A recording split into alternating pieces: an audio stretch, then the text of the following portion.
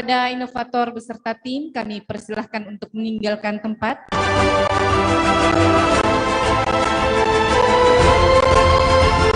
Selanjutnya kita undang inovasi CDR Jempol dari data rekam jemput bola dari Dinas Kependudukan dan Pencatatan Sipil Kabupaten Pindrang. Kepada inovator beserta tim, kami persilahkan untuk mengambil tempat.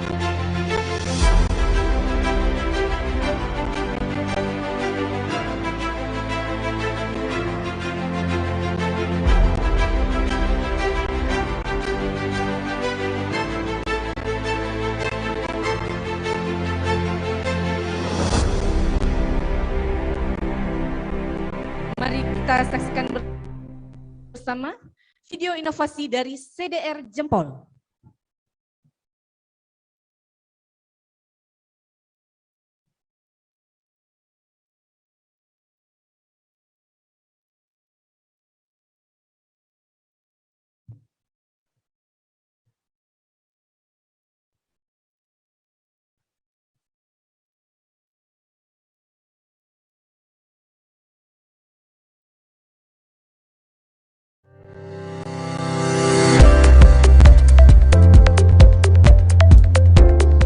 Dinas Kependudukan dan Pencatatan Sipil Kabupaten Pindrang dalam rangka peningkatan pelayanan kepada masyarakat guna memenuhi kebutuhan administrasi kependudukan di Kabupaten Pindrang.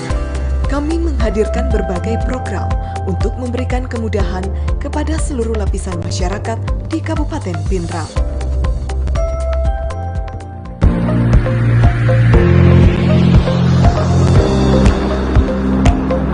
Perjalanan unit khusus Cari Dekati Rekam atau CDR yang merupakan inovasi dari Dinas Kependudukan dan Catatan Sipil Kabupaten Pindrang kali ini menuju Kecamatan Lembang. Perjalanan ditempuh dengan menggunakan perahu melalui sungai yang deras. Setelah menempuh perjalanan hingga tiba di sebuah desa, kemudian dilanjutkan dengan berjalan kaki menelusuri jalan setapak. Dengan tetap menerapkan protokol kesehatan, tim CDR mendatangi satu persatu rumah warga desa, khususnya lansia, untuk didata dan dilakukan perekaman KTP atau kartu keluarga. Untuk melayani administrasi kependudukan dan pencatatan sipil masyarakat, terutama di daerah-daerah terpencil, kami melakukan yang namanya layanan CDR. Jadi CDR ini adalah layanan cari, data, dan rekam. Jadi ini dikhususkan bagi masyarakat yang difabel, sakit, atau ada gangguan jiwa. Mungkin juga masyarakat yang miskin atau kurang mampu. Selain mendata di rumah warga, tim CDR juga membuka posko pendaftaran di rumah salah seorang warga untuk memudahkan warga lain yang ingin mengurus kartu keluarga dan KTP. Kami akan mendatangi rumah penduduk satu persatu untuk melakukan perekaman. Terutama masyarakat-masyarakat yang terpencil itu kami bisa melakukan perjalanan dengan menggunakan perahu atau melakukan kendaraan roda 2 untuk mencapai lokasi tersebut.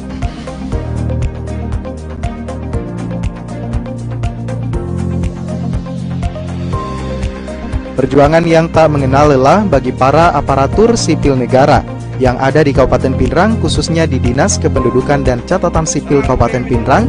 Di tengah pandemi COVID-19, mereka tetap melaksanakan tugasnya melayani masyarakat, meski menantang maut melalui sungai yang deras dan mendaki gunung. Layanan CDR, kami masyarakat dari pegunungan sangat terbantu. Dengan adanya layanan CDR, kami masyarakat yang sakit sangat terbantu.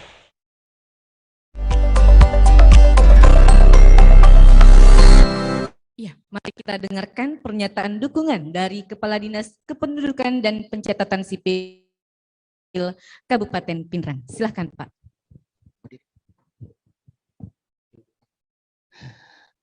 Bismillahirrahmanirrahim.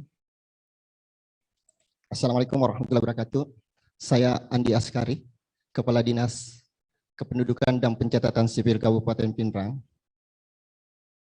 Dengan adanya inovasi CDR ini diharapkan peningkatan kualitas pelayanan masyarakat di Kabupaten Pindrang ini semakin baik dan meningkat.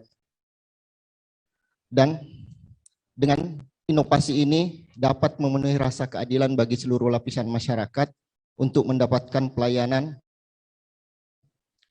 Dan terakhir, dengan keberadaan inovasi ini, data kependudukan akan semakin baik dan valid sehingga dapat digunakan oleh lembaga-lembaga lain dalam pengambilan kebijakan baik pemerintah daerah maupun pemerintah pusat dalam pengambilan kebijakan. Terima kasih. Assalamualaikum warahmatullahi wabarakatuh. Iya, terima kasih Pak. Selanjutnya kami undang untuk inovator ke depan untuk memberikan presentasi.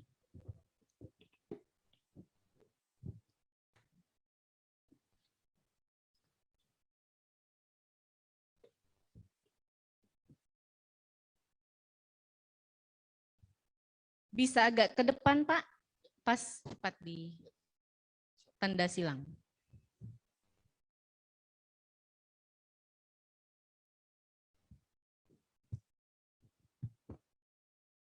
Ya. Coba Bu.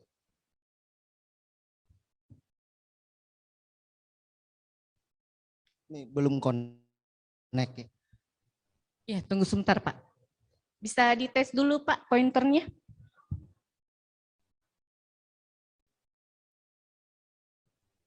Jalan. Coba dites kembali Pak.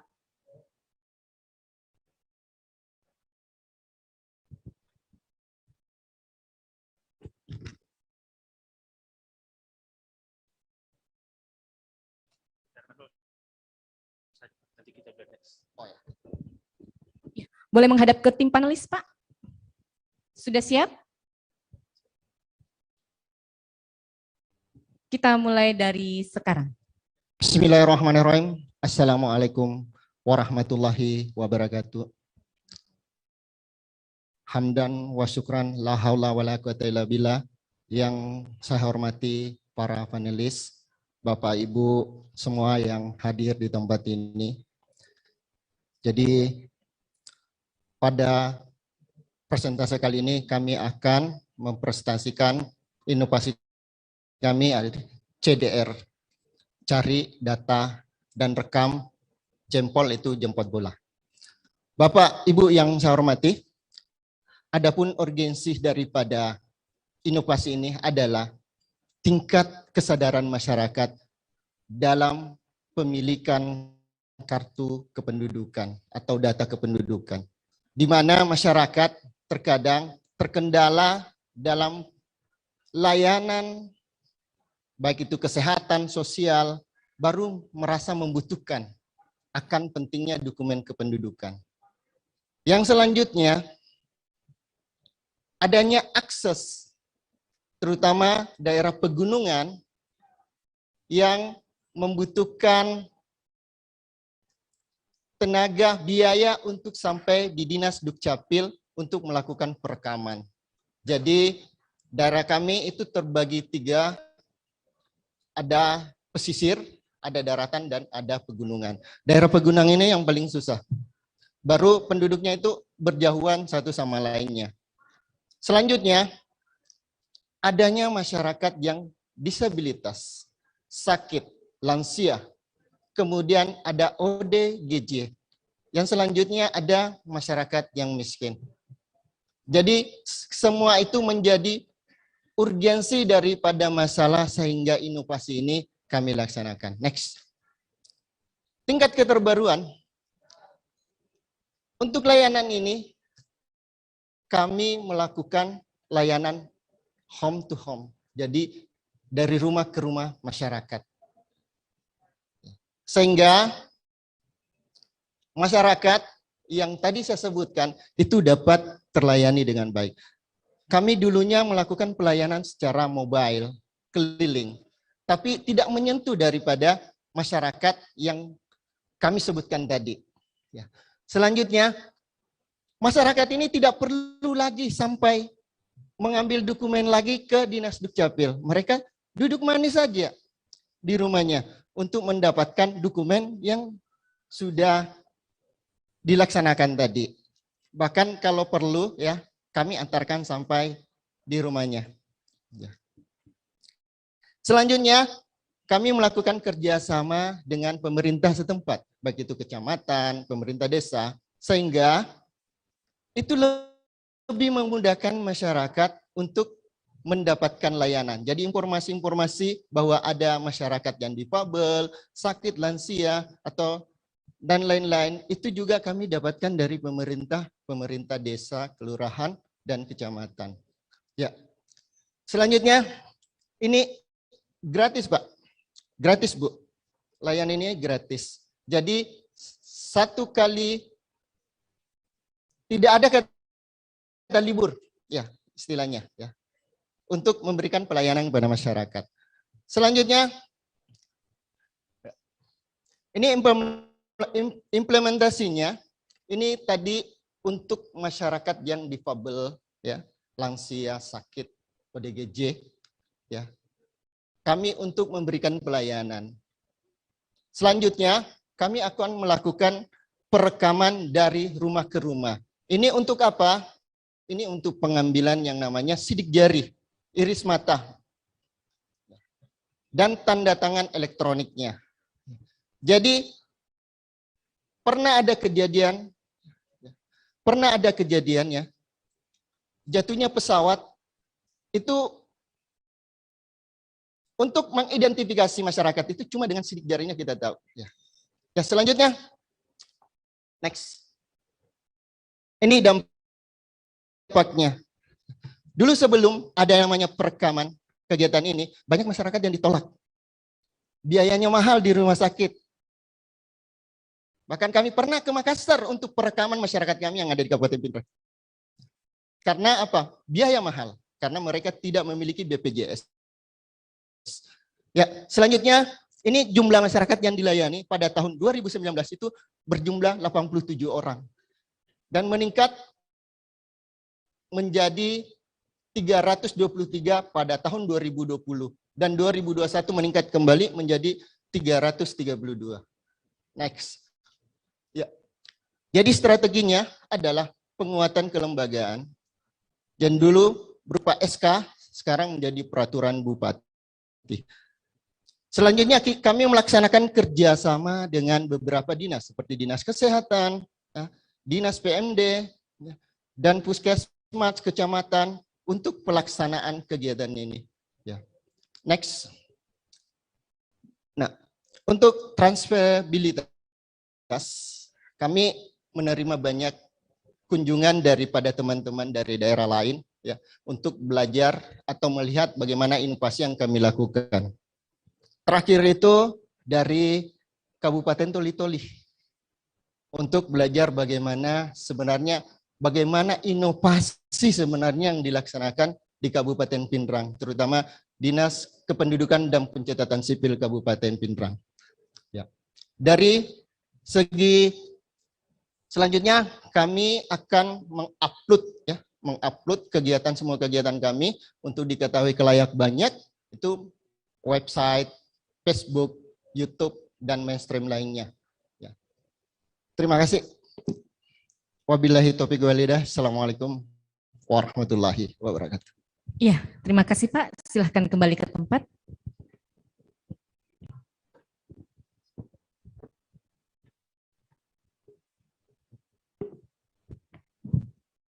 Iya, untuk sesi tanya jawab saya mulai dari Pak Ahmar. Singkat saja Pak. Silahkan. Ini Ibu Padia Kobi saya tidak pernah dapat kesempatan. Sebentar Bu, saya sedikit saja. Ya, terima kasih. Saya fokus di keunikan, jadi salah satu mungkin keunikan yang perlu ditonjolkan di sini adalah pelayanan tanpa batas. Jadi pelayanan tanpa batas itu kalau bisa ditambahkan batas apa? Batas ruang dan waktu. Artinya pelayanan itu dilakukan langsung di lokasi, tidak pakai jam berapa saja kita sampai di sana. Ya, kalau jaraknya jauh malam ya berarti tidak dibatasi oleh ruang dan waktu. Kemudian ini catat dan perekaman di lokasi.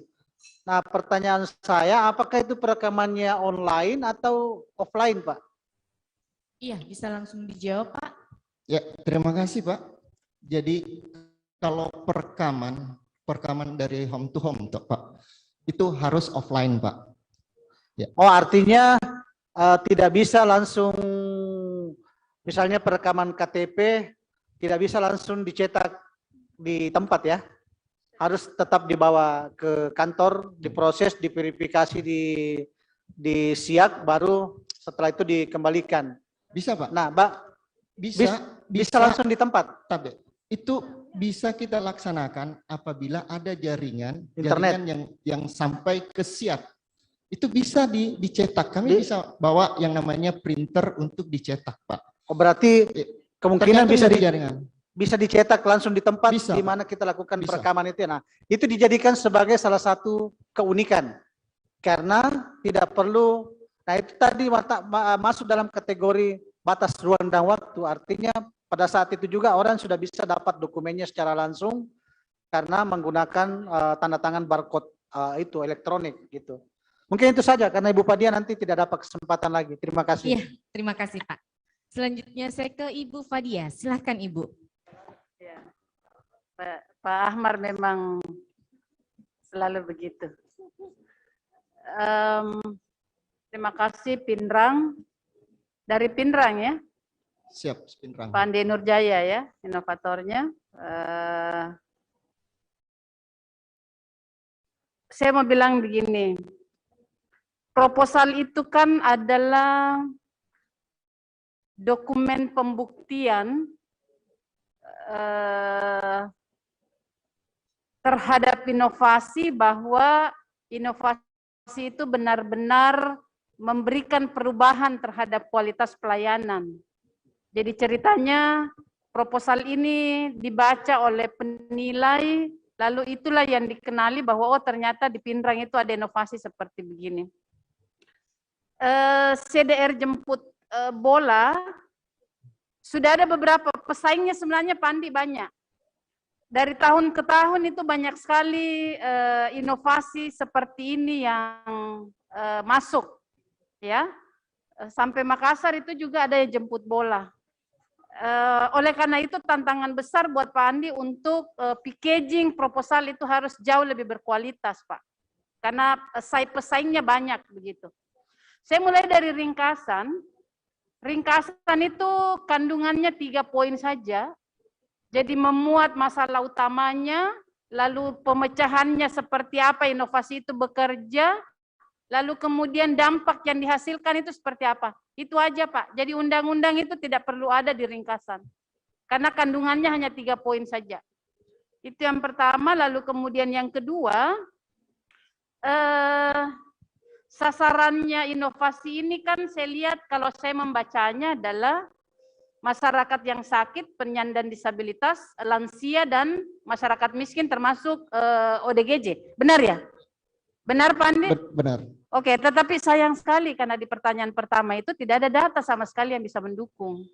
Berapa jumlah penduduk di Pinrang yang sakit, yang disabilitas, lansia itu sama sekali tidak ada di pertanyaan yang pertama. Ini kan nanti Bapak harus diukur dan di pertanyaan 9 berikutnya itu Bapak nanti ditagih. Dari setelah inovasi ini bekerja, ada berapa cakupan perekaman KTP yang sudah dihasilkan dari kelompok masyarakat ini, Pak. Ada satu inovasi yang satu dokumen 3 produk malah, Pak. Kalau ini satu dokumen 1 produk ya, hanya KTP saja? Ada kakak Bu, kartu keluarga. Iya, tapi sayang sekali karena itu tidak disebutkan di proposal, hanya perekaman ektp saja. Jadi banyak sekali inovasi satu dokumen 3 produk. Ya. Ada KTP, ada KK, ada akte kelahiran malah. Cakupan akte kelahiran itu sudah sampai ke seperti itu inovasi kalau dari Dukcapil. Oleh karena itu menurut saya, dan di outcome sama sekali belum kelihatan Pak, di pertanyaan nomor 9 itu kita belum lihat setelah mereka mendapat KTP, dia manfaatkan untuk apa aja KTP itu.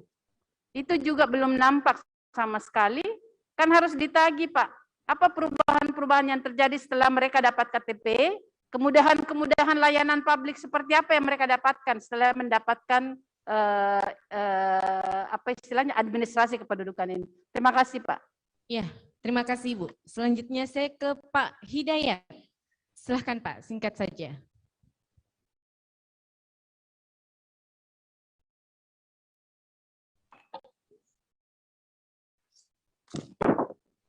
Nah, CDR ya.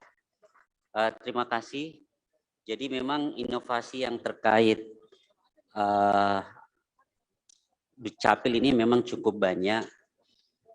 Tantangannya di Bapak ini bagaimana meramu proposal ini bisa betul-betul nampak kebaruannya. Saran saya, ini saran ya, Bapak mungkin perlu membaca daftar inovasi ya. Jadi kemarin itu kan provinsi juga sudah mengeluarkan buku tentang inovasi-inovasi waktu tahun 2021. Nah itu banyak juga di situ tentang Dukcapil. Kemudian nanti juga bisa download buku Top Inovasi 99 ya di internet dari tahun berapa itu. Nanti coba lihat bagaimana inovasi yang muncul dari Dukcapil terkait dengan pelayanan eKTP ini. Nah, nanti dari situ coba kita ramu kira-kira apa yang beda dengan yang kita kerjakan dengan yang sebelumnya itu sudah ada diajukan sebagai inovasi. Karena kalau tidak ada perbedaan yang signifikan, tentu kita sulit berkompetisi di level nasional. Mungkin di level provinsi kita inovasi ini sudah kita laksanakan dengan baik, di daerah kita juga laksanakan dengan baik dan memberikan manfaat. Tetapi kalau di level nasional tentu menjadi sangat berat. Mungkin inovasi ini cocok masuk replikasi sebenarnya, ya ketimbang inovasi baru, mending dimasukkan aja di kelompok replikasi. Nah kalau direplikasi kan lebih jelas bagian mana yang kita replikasi dibandingkan inovasi-inovasi yang lain. Dulu kan ada inovasi engkan nih KTP-ku, nah itu kan ada juga ya, Sopennya. Hampir sama seperti ini. Jadi coba kita lihat kira-kira di bagian mana kita yang menjadi replikasi dari inovasi itu. Itu mungkin saran saya Bapak Ibu. Terima kasih. Ya, terima kasih Pak. Selanjutnya saya ke Pak Lukman. Silahkan Pak. Terima kasih Mbak Yuni. Iya, komentarnya tadi beberapa teman saya ini, waduh bagus-bagus. Urgensinya, saya justru melihat yang kita sasar ini adalah desa terpencil dan miskin. Ya, kalau itu betul, itu khusus betul. Dan ini replika dari inovasi-inovasi sebelumnya. Tadi pertanyaannya Bu Padia, itu harusnya jawabannya tidak. Karena sekali kita masuk di desa itu, desa terpencil itu, semua orang yang ada di desa terpencil itu akan kita selesaikan semua jenis kependudukannya. KTP, KK, akte kelahiran. Karena kalau kita masuk di situ, kalau dia tidak sakit, kalau dia bukan lansia, kalau dia bukan difabel, padahal kita udah berkorban masuk di daerah itu tadi, di video itu tadi. Jadi mungkin inovasi ini fokus pada desa terpencil atau desa miskin. Itu ada datanya pasti di Kabupaten Pindrang. Ya, jadi inovasi itu bawa ke situ dan replikasi dari inovasi-inovasi serupa, tetapi kekhasannya adalah menyasar desa terpencil, desa miskin. Itu yang pertama. Dan menyelesaikan semua dokumen kependudukan yang ada di desa itu. Karena kita sudah berjuang masuk di situ. Nilai tambahnya biaya tentu saja kita bisa hitung. Ya, waktunya juga kalau mereka datang ke Kabupaten Pindrang menyelesaikan itu, di situ ada nilai tambah. Kalau jemput bola hal yang sudah biasa, biometrik. Ini biometrik itu yang menarik. Apakah memang biometrik itu tidak bisa dibawa portable? Kalau dulu kan harus kita datang di kecamatan. Jadi kalau ada larangan dan kita langgar larangan itu unik menurut saya.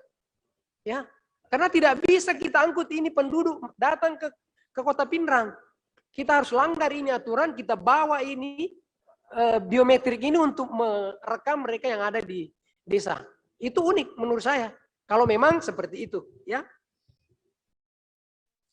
Keunggulannya adalah data kependudukan terupdate seperti tadi Pak Inovator sampaikan, sehingga seluruh orang yang ada di Kabupaten Pindrang itu sudah masuk data kependudukannya. Ya, saya kira itu yang harusnya dipertajam di dalam inovasi ini. Iya, Terima kasih, Pak. Iya, terima kasih Pak. Selanjutnya saya ke Ibu Marni, silahkan Ibu. Ya, terima kasih.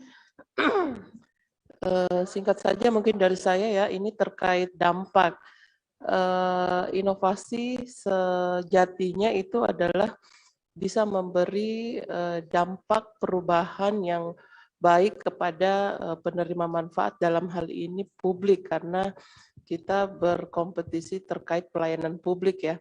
Jadi kalau kita bicara dampak, di outcome itu harusnya bisa terjelaskan. Nah, kalau dari proposal Bapak ini masih bicara output, cakupan, berapa jumlah yang sudah terekam. Nah, itu menurut saya adalah kebutuhannya Bapak, kebutuhan output dari tupoksinya Bapak, tugasnya Bapak.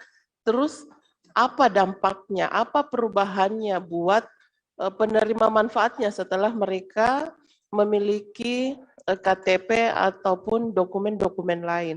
Nah, ini yang harus dijelaskan di bagian 9C ya, hasil evaluasi berupa outcome ini. Karena kalau cuma data berupa sudah terekam sejumlah ini, data itu untuk kebutuhan Bapak. Terus setelah itu, setelah mereka punya KTP, mereka punya KK, mereka punya akte kelahiran, apa yang terjadi kepada masyarakat ini? Apa yang kemudian mereka bisa akses dengan memiliki kartu-kartu ini? Nah, itu silahkan dijelaskan Pak, itu dampak yang paling penting dari kepemilikan dokumen-dokumen kependudukan. Terima kasih. Ya, waktu telah habis. Kita beri aplaus untuk inovasi CDR Jempol, cari data rekam jemput bola dari Dinas Kependudukan dan Pencatatan Sipil Kabupaten Pindrang. Kami persilahkan kepada inovator tim untuk meninggalkan tempat.